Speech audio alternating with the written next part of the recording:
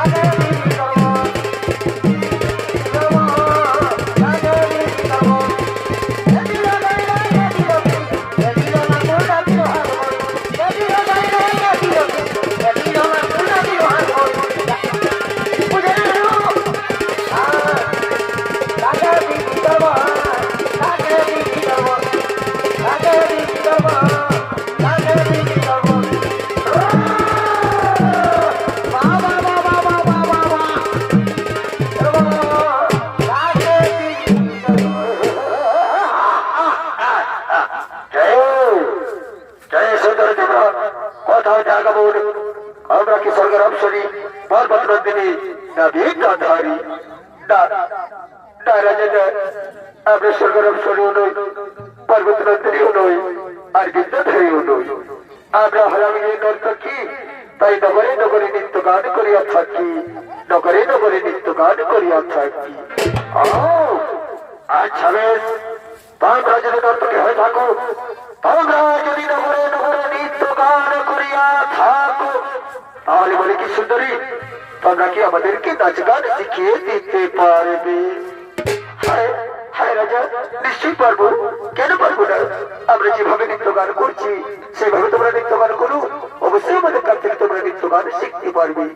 তাহলে আর বিলম্ব নয় সুন্দরী, তাহলে আর বিলম্ব নয়, শিখে শুরু করো, শিখে শুরু করো তোমাদের সেই নৃত্য গীত।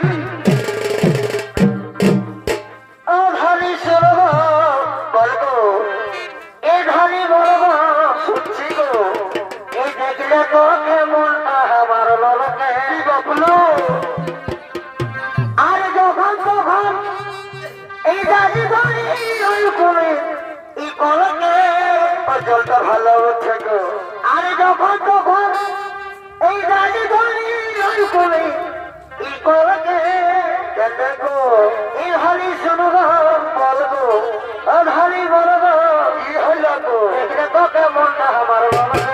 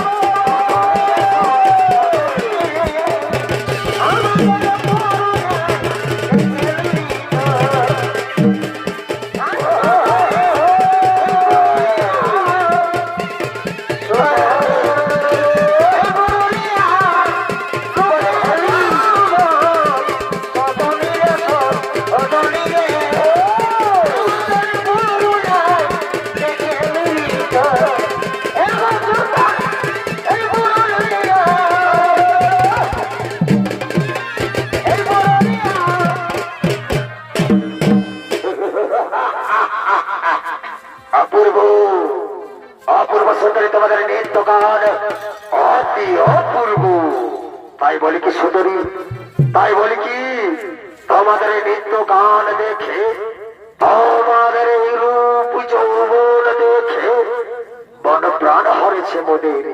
তাই বলি কি সুন্দরী, তোমরা কি আমাদের সাথে বিবাহ করে আমাদের এই মনোবাসনা করিবে পূরণ?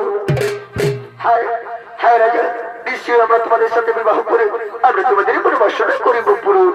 কিন্তু শোনো রাজা, তোমাদের সাথে বিবাহ করে মনোবাসনা পূরণের আগে আমাদের একটি ছোট্ট শর্ত আছে। সেই শর্তখানি যদি করো পালন, তাহলে অবশ্যই তোমাদের সাথে বিবাহ করে আমরা তোমাদের মনোবাসনা করিব পূরণ। বলো বলো সুন্দরী, এইবার তোমাদের সেই শর্তখানি তোরা করি বলো মনে, আমরা সঙ্গে সঙ্গে করিব, তা বলো।